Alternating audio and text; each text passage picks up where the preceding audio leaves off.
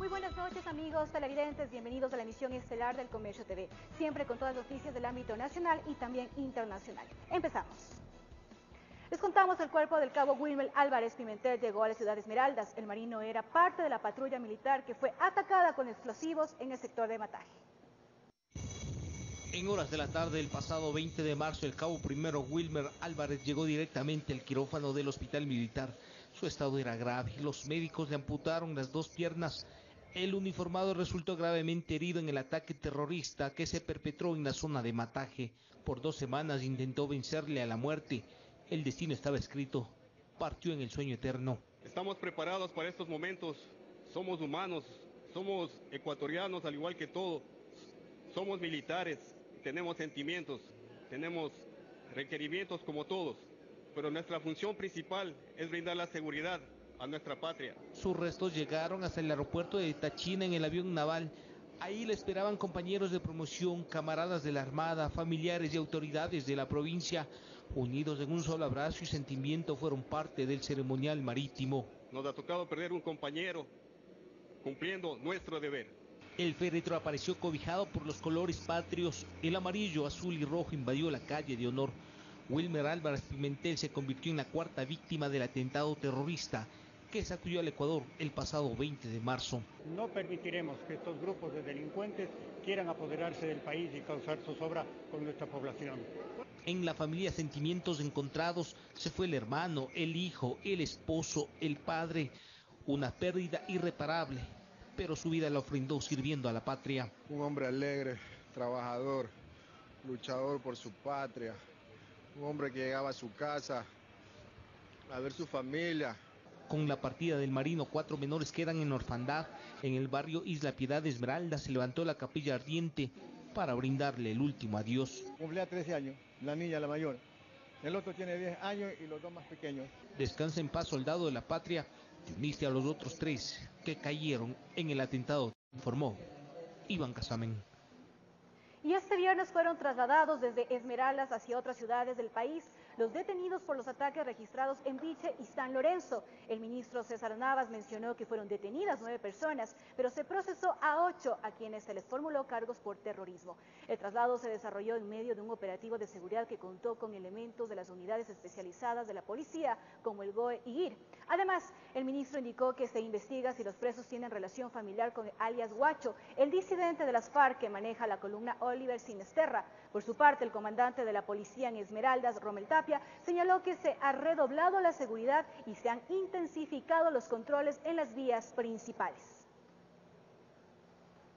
Y mediante decreto ejecutivo número 349, el presidente de la República, Lenín Moreno, renueva el estado de excepción en los cantones San Lorenzo y Eloy Alfaro de la provincia de Esmeraldas, por los hechos registrados que han incluido ataques contra miembros de la fuerza pública y han puesto en grave riesgo a quienes residen en el lugar. El estado de excepción regirá durante 30 días a partir de la suscripción del documento con el objetivo de precautelar el ejercicio efectivo de los derechos de la población.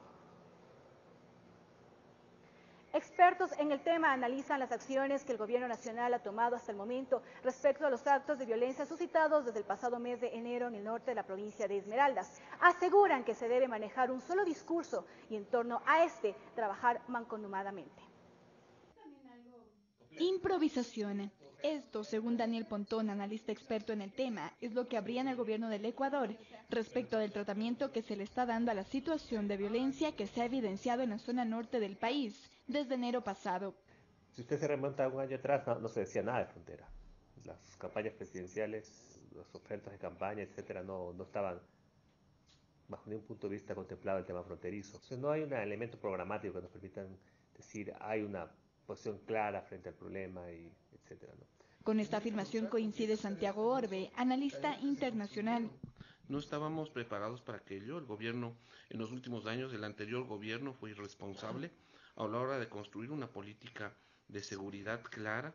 En un conversatorio con medios de comunicación, el presidente Lenín Moreno se refirió al secuestro de Javier Paul y Efraín, un grupo periodístico que está cautivo en la frontera con Colombia desde el pasado 26 de marzo.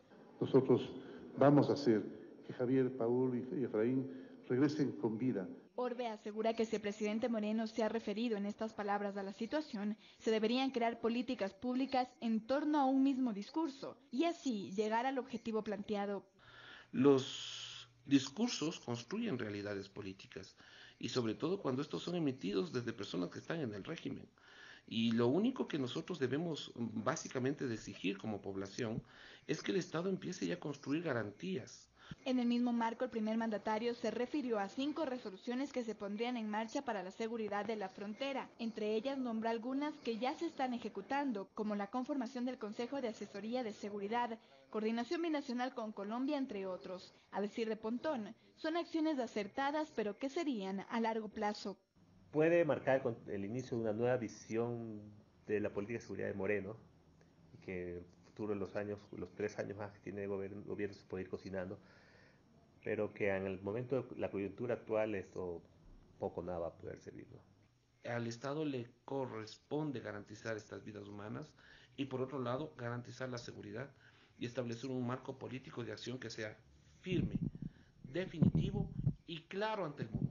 Para los dos analistas es imprescindible que el gobierno ecuatoriano siga trabajando para erradicar la violencia en el norte del país. En Quito informó Andrea Orbe.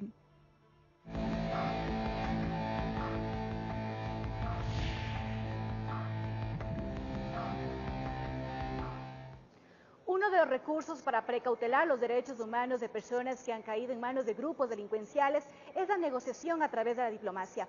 En este contexto son varios expertos que señalan el trabajo de Ecuador y Colombia como fundamental para que los 3 trabajadores de la comunicación de Diario El Comercio secuestrados vuelvan sanos y salvos al país.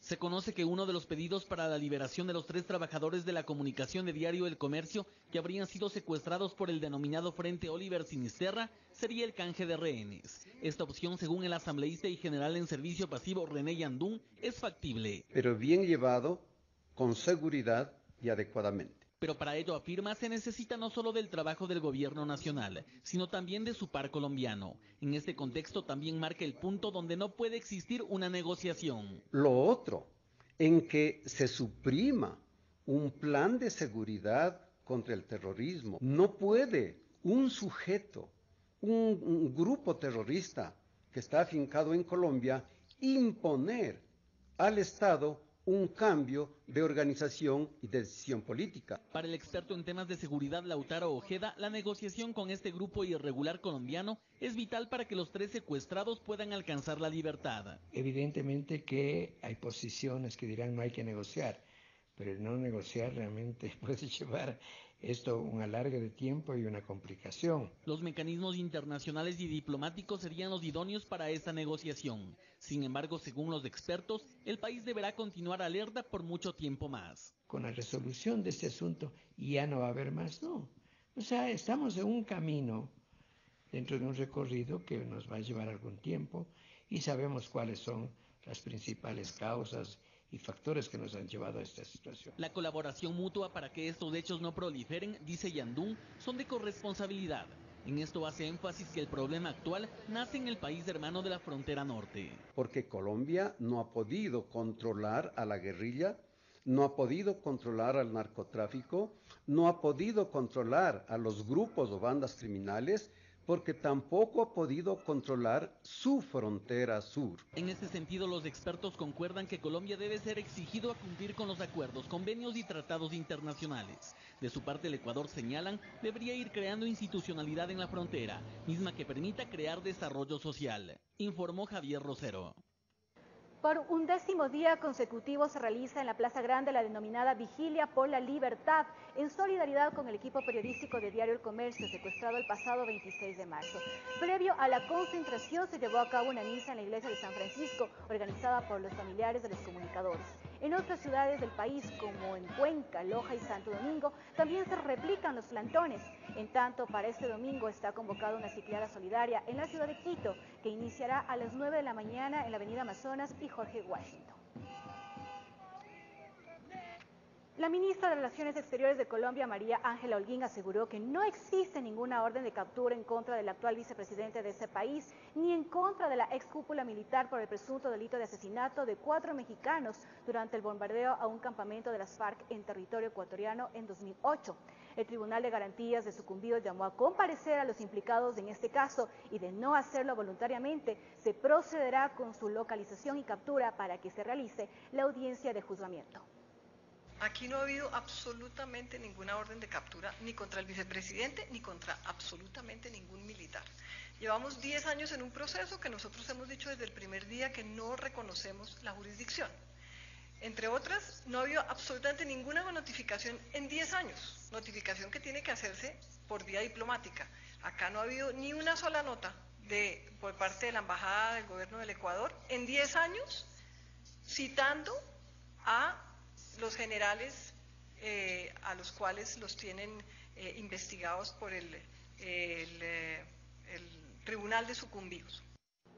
En otro tema les contamos que la evaluación del Consejo de la Judicatura y la suspensión de concursos de méritos y oposición están dentro de las competencias legales y constitucionales del Consejo de Participación Ciudadana y Control Social Transitorio. Así concuerdan expertos constitucionalistas.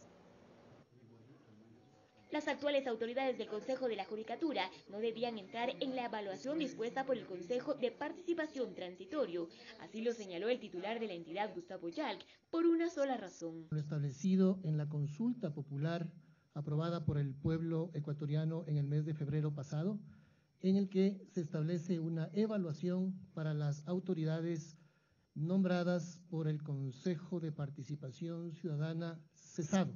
Esto en razón de que las autoridades del actual Consejo de la Judicatura fueron electas por el Consejo de Participación anterior al cesado en funciones, lo que es rechazado por el consejero Pablo Dávila, para quien no es válido querer interpretar uno de los anexos de la consulta popular, que les confirió la potestad de evaluar a todas las instituciones, independientemente de qué consejo eligió a sus autoridades. Pero adicionalmente también hay que entender que cuando se refiere a las autoridades no estamos hablando exclusivamente de las personas que cumplen un periodo determinado, estamos hablando de la institución, y esas instituciones son el Consejo, como puede ser la Fiscalía, como puede ser cualquier otra. Por tanto, está dentro de las competencias no solamente del mandato, sino las competencias constitucionales del Consejo Transitorio. Con lo que concuerda el constitucionalista Rafael Ollarte, para quien la resolución adoptada por el Consejo de Participación Transitorio está apegado a derecho, no solo de la Constitución, sino del mandato popular. Resulta que nosotros nos hemos gastado una consulta popular el 4 de febrero para evaluar 2 autoridades. Así de chistosa, pues es esa interpretación curiosísima ahora de las disposiciones constitucionales. Entonces, en algunos casos, esta gente interpreta las normas constitucionales como plastilina, y en otros casos quieren restringir. Pero cuidado, aquí lo que pretende restringir esta gente no es una facultad del Consejo. Lo que quiere restringir esta gente es una decisión que el pueblo soberano ha adoptado. Yal reiteró que pese a su posición, se somete a dicha evaluación. Sin embargo, cuestionó que como parte de ella se haya determinado suspender los concursos de méritos y oposición que llevan adelante la institución para renovar fiscales provinciales. Hay más de 50.000 afectados en el país por esta decisión, así que ellos también tendrán derecho a tomar las medidas constitucionales que ellos consideren. El Consejo va a tomar la primera medida, que es pedirle al propio Consejo de Participación Ciudadana que motive su decisión y la motive en derecho. Para Ollarte, suspender los concursos es una facultad extraordinaria del Consejo de Participación Transitorio, otorgado a través de la consulta popular, por 2 razones. Porque dudamos de cómo logró el cargo y porque dudamos de cómo está ejerciéndolo. Es obvio y natural que usted no puede permitir que un órgano continúe en ejercicio de funciones y que ocasione gravamen irreparable. Claro, usted me dice el día de mañana, luego de un mes, que el Consejo de la Judicatura debe ser terminado su periodo por ejercicio ineficiente de funciones. Y resulta que en ese mes tomaron unas decisiones como es nombrar fiscales y jueces. ¿Y qué hace frente a eso? Llegó tarde nomás. En Quito informó Adriana Rojas. La vicepresidenta María Alejandra Vicuña defiende la racionalización de los beneficios tributarios contemplada en el plan económico del gobierno, que gravaría con el IVA a los seguros médicos privados. Expertos cuestionan la propuesta porque afirman que los ciudadanos hacen un esfuerzo para acceder a una mejor atención. Es uno de los 5 beneficios tributarios que dejarían de ser, de acuerdo al plan económico del gobierno. Los seguros médicos privados que actualmente no pagan IVA pasarían a esa gama de servicios. Según la vicepresidenta, aquello guarda una lógica socialista. No es parte pues de la canasta básica familiar, que por supuesto no ha sido tocada, de racionalizar y optimizar sobre todo el tema y de las exenciones. Hay casos como por ejemplo los de seguro que consideramos deberían tener una gravación del IVA. El antípoda de ese argumento es esgrimido por Luis Cabezas Clere, experto en seguros. No es porque les sobre el dinero y porque quieran gastarlo en un seguro privado, sino porque simplemente prefieren tener específicamente una mejor atención, quizás a través de clínicas privadas y no necesariamente ir al IES. La segunda mandataria, sin embargo, expone que al margen de los criterios, allí hay una estructura con capacidad plena, dice. Que está garantizada por el Estado. El acceso al derecho a la salud, a la cobertura de salud, está encargada la red pública. Pero el perjudicado finalmente son los asegurados, las personas que querían tener este mejor servicio, que probablemente al encarecerse no lo vayan a utilizar y vayan a terminar en el IES, agravándose el problema del IES que es conocido por todos.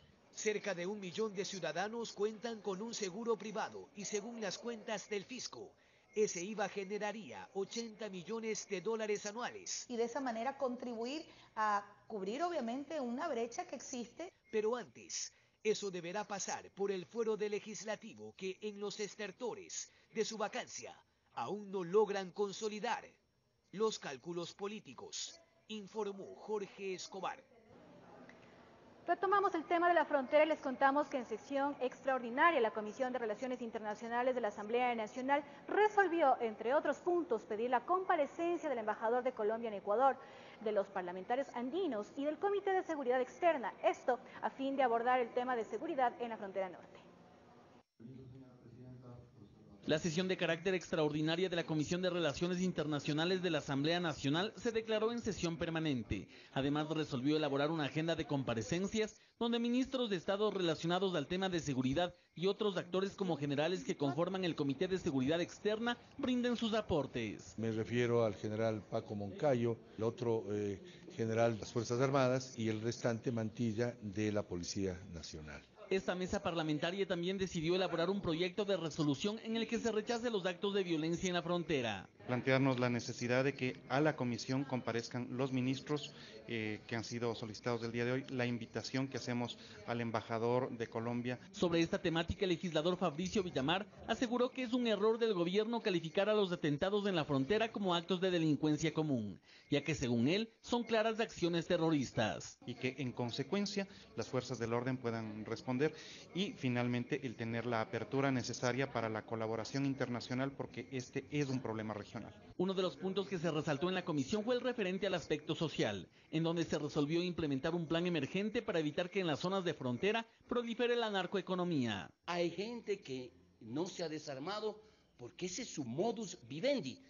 Tenemos que generar alternativas económicas basadas en una planificación emergente. En el debate del organismo parlamentario, Calle señaló que el Estado no debe escatimar esfuerzos ni imponer límite alguno que prime sobre la vida de los periodistas secuestrados del pasado 26 de febrero en Mataje Esmeraldas. No tiene que tener precio ni económico de ningún tipo el hecho que sean devueltos lo más pronto posible, sanos y salvos. En la resolución aprobada además se incorporó la implementación de una agenda que permite elaborar reformas a la Ley de Seguridad y Defensa. Con diálogo político y con información concreta. Tenemos que sentarnos a hablar no de generalidades, no de buenas voluntades, sino de resultados y de inversión concreta. En torno a estas decisiones, la Comisión de Relaciones Internacionales recibirá el próximo lunes 9 de abril a los parlamentarios andinos, informó Javier Rosero. Y en Guayaquil se realizó el Gabinete Social, Hábitat y Seguridad encabezado por el presidente Lenín Moreno.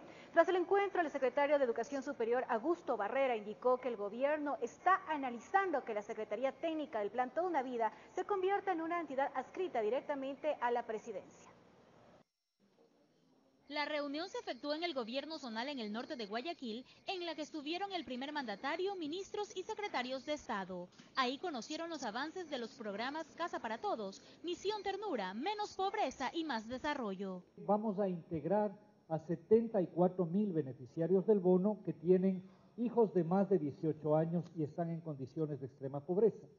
Y lo que vamos a hacer es incrementar ese bono de 50 hasta $100 más, conforme el número de cargas familiares que tiene. Hemos recibido la información de los avances y de la perspectiva del programa Casa para Todos y podríamos adelantar que este año tenemos ya la meta específica de tener 52.000 casas. El secretario de Educación Superior indicó que se está analizando qué pasará con la Secretaría Técnica del Plan Toda una Vida. Se está analizando que la Secretaría probablemente se convierta en una entidad adscrita directamente a la Presidencia, lo cual disminuiría fundamentalmente el componente, digamos, de carácter más burocrático. Y el día martes, tanto la Secretaría General de la Presidencia, como centrales del Ministerio de Trabajo, les comunicará ya los cambios específicos a nivel de la estructura institucional. En cuanto a otras carteras de Estado, en principio la Secretaría de Gestión de Riesgos sigue, este es un tema de hecho constitucional, pero tenemos que esperar. Ese es un tema que ya en las siguientes semanas se irá presentando. Ya se tomaron decisiones respecto a este 10% de reducción que fue solicitado a todos los ministerios. Nosotros no podemos afectar el área de personal, porque no es personal que hace trabajo administrativo, de oficina, es personal que está en el terreno. En el caso del MIES, más bien lo que hay es, digamos, una disposición para hacer espacio fiscal, justamente para estas misiones. Todos los ministerios estamos recortando.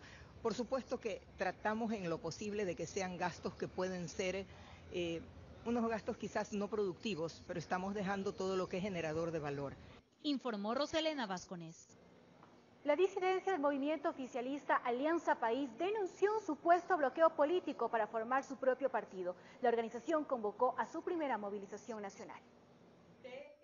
Los ex-AP denunciaron que son víctimas de una supuesta persecución política ante la negativa del Consejo Nacional Electoral de entregar las claves del acceso al sistema electrónico para la recolección de firmas y posterior inscripción del partido político que aspira a llamarse Revolución Alfarista.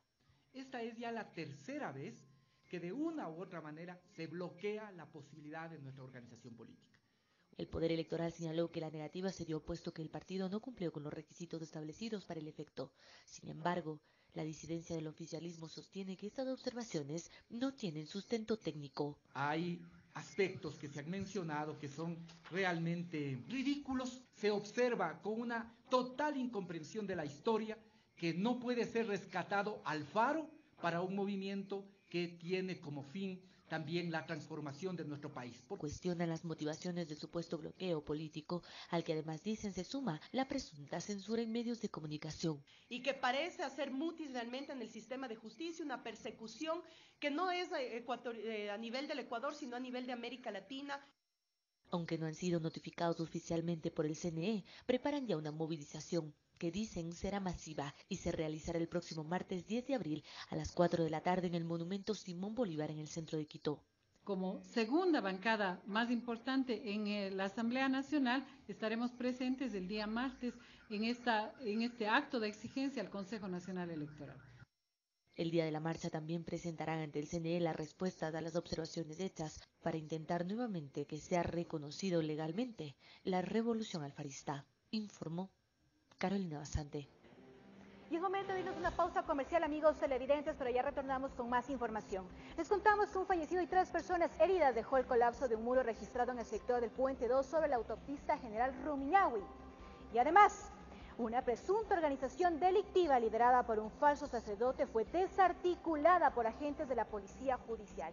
Esta información y mucho más al volver acá en El Comercio TV.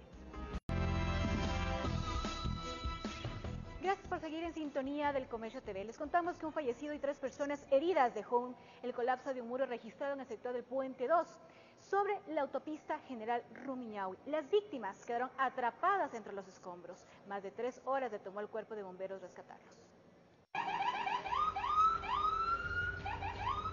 Eran las 6 de la mañana, cuando los obreros se disponían a iniciar su jornada laboral en esta construcción. Mientras unos desayunaban, otros se equipaban con sus implementos de trabajo. De pronto un fuerte estruendo se escuchó y en cuestión de segundos, el muro se vino abajo. Justo al lado de este muro estructural había una guachimanía, donde ellos se alimentaban y se cambiaban. Entonces, al llegar al sitio, una vez que estaban en el interior, este muro colapsó y cayó sobre esta guachimanea, teniendo el lamentable suceso. Cerca de 10 personas habrían estado al interior de la caseta en el momento del incidente. Según versiones de los trabajadores, quienes pudieron escapar salieron con leves golpes y ayudaron a sus compañeros. Lamentablemente, no todos corrieron con la misma suerte. Se cae encima de 4 operarios. Primero hay que estabilizar la estructura. Estamos haciendo un levantamiento con equipo, en este caso con maquinaria pesada y también con equipos hidráulicos y neumáticos. Más de 2 horas le tomó al cuerpo de bomberos extraer a las 3 personas heridas. Fueron rescatadas con vida 3 personas. Cristian Quilapaxi, 30 años, Nelson Aguaysay, 49, Edgar Barrionuevo, 30 años. Todos ellos tienen policontusiones, politraumatismos, están en casas de salud. Luego de un arduo trabajo, finalmente el cuerpo de la persona fallecida fue rescatado. El fallecido corresponde al nombre de Luis Limay. Técnicos de riesgo llegaron al sitio para determinar las causas del desplome del muro. Ha podido observar que hay una filtración de agua. El muro no soportó esta presión, son aproximadamente 50 metros de muro, unos 300 metros cúbicos de escombros. Mientras duren las investigaciones, la construcción quedó suspendida. Suspende esta obra por el nivel de riesgo que existe todavía del colapso del muro en la parte inferior. En medio de la conmoción de familiares y amigos, el cuerpo del fallecido fue levantado por medicina legal y trasladado hasta la morgue para los trámites de ley. En Quito informó Adriana Rojas. En el sector El Porvenir del Cantón Moche, en la provincia de Tungurahua, se registró un accidente de tránsito. Al parecer, una camioneta se impactó contra una plataforma que llevaba varillas. Producto del siniestro, 2 personas resultaron heridas, quienes fueron trasladadas a una casa de salud. La vía Ambato-Riobamba permanece cerrada al tránsito vehicular y se pide a los conductores tomar sus rutas alternas. Las autoridades permanecen en el lugar para investigar las causas de este percance vial. Una presunta organización delictiva liderada por un falso sacerdote fue desarticulada por agentes de la Policía Judicial. Los integrantes son investigados por el aparente delito de estafa masiva y usurpación de funciones.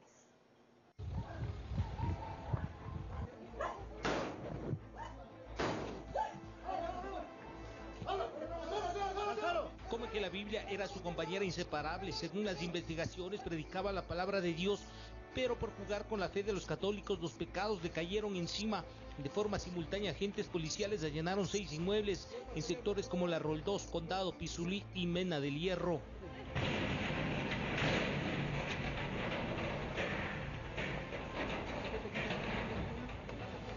En las manos varias órdenes de captura para 9 presuntos integrantes de una organización delictiva liderada por un falso sacerdote. Esta organización viene operando más o menos desde el 2015, según la información que tenemos.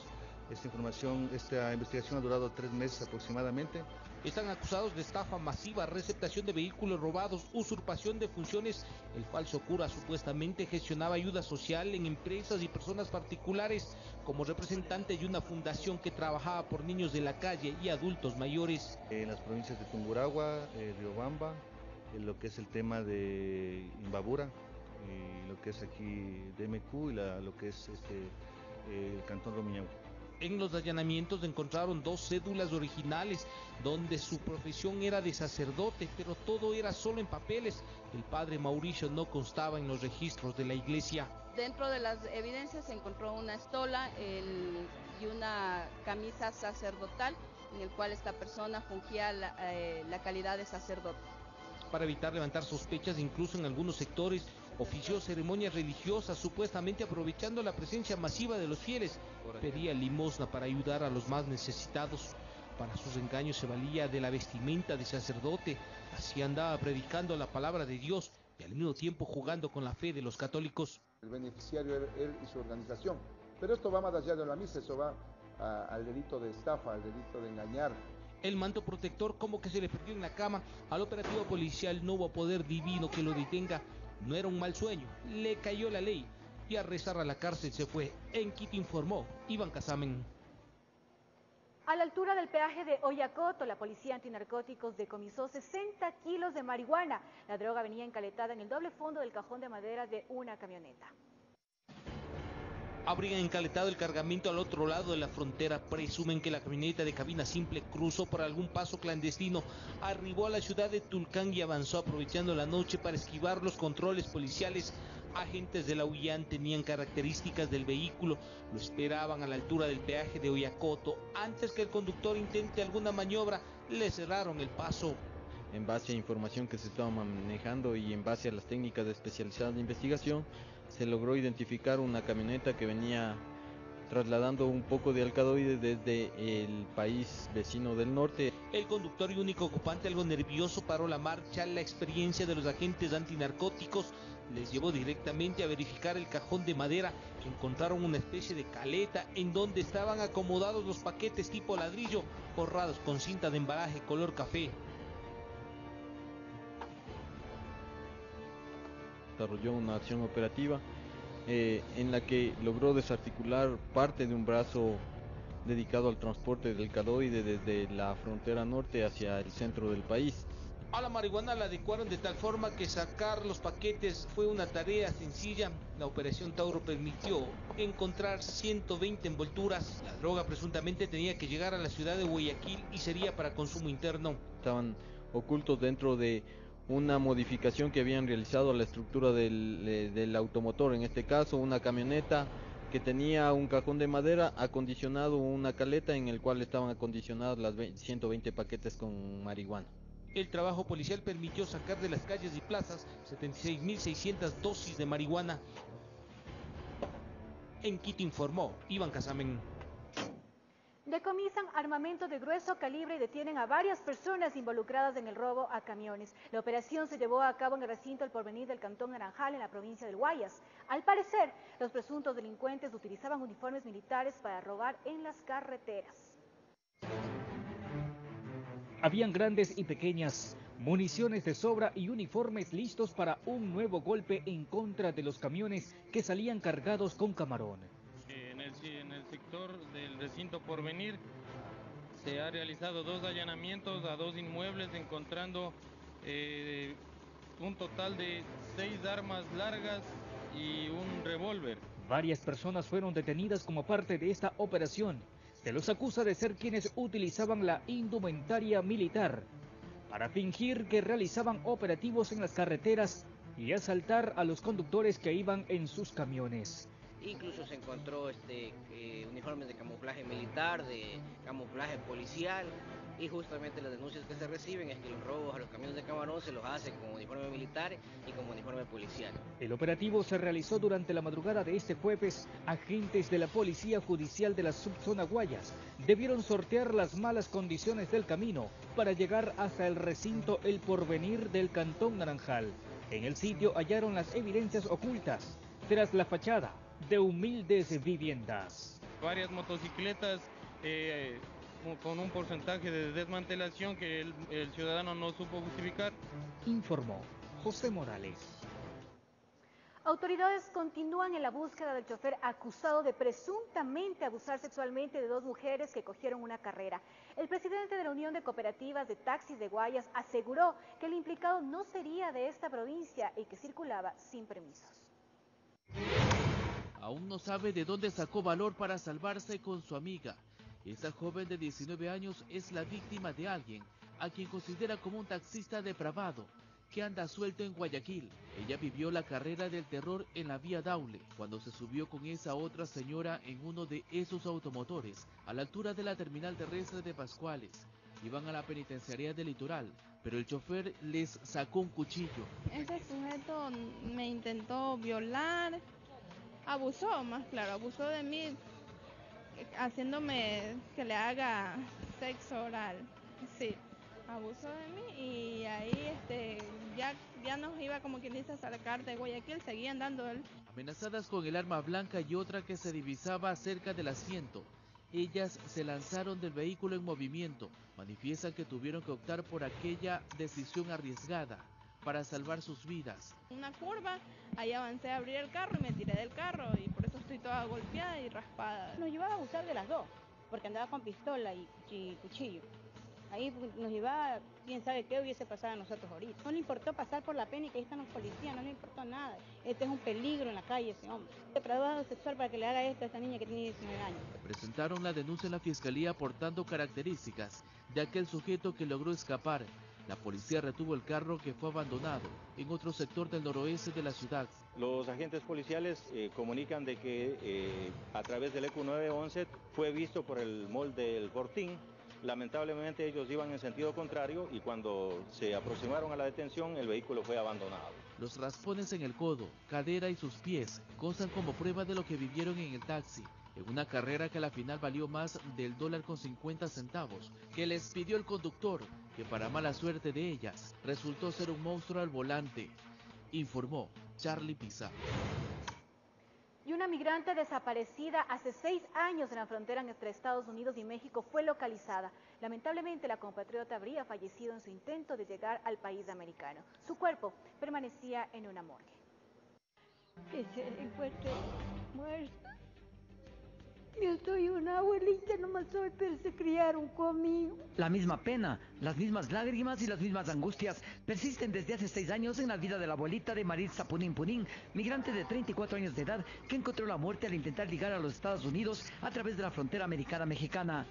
Yo de pensar que mi hijo va a morir por allá. Maritza, oriunda del sector Tocteloma del cantón Gualaceo, provincia de La Suay, salió de este lugar el 7 de mayo del 2012 en busca de reunirse con sus familiares en los Estados Unidos. Me voy a ver, decía yo por allá, a ver si avanzo a llegar para educar a mis niños. A partir de esa fecha, sus familiares nunca supieron de ella, pero jamás perdieron la esperanza de encontrarla. Por ello, la buscaron permanentemente. Se preguntaba y no nadie daba razón, nadie. Ninguno daba razón, ni Toyota que allí va. Fue el Centro de Ayuda El Colibrí quien logró dar con el paradero de la compatriota, pero ya fallecida, cuyo cuerpo fue encontrado en el desierto de Sonora y Arizona. La prueba del ADN confirmó la dolorosa noticia. Dice que están allá en México, con Sara, sí, dice que han encontrado, que han confirmado que es ella. La familia pide ahora ayuda para repatriar el cuerpo a su terruño. Claro, yo quisiera aquí los restos de ella, para ver los restos, Señor. Pero como no tengo, Padre Eterno, tú sabes que no tengo yo ni un real. Además, solicitan al gobierno americano visas humanitarias para sus 2 pequeños hijos para que puedan viajar al lado de su padre que vive en los Estados Unidos. Quisiera, digo, pero como no es lo que uno dice. El coyote habría recibido $15,000 por el viaje, esta vez hacia la muerte. Informó desde la ciudad de Cuenca, Francisco Ramírez. Vamos a una nueva pausa comercial, pero ya retornamos con noticias internacionales y les contamos que el expresidente brasileño Luis Inácio Lula da Silva no se entregó a la justicia tras culminar el plazo dado por el juez federal Sergio Moro. Además, el expresidente catalán Carles Puigdemont salió en libertad de la prisión de Alemania mientras se realizan los trámites de su extradición. Esta información y mucho más al volver en El Comercio TV.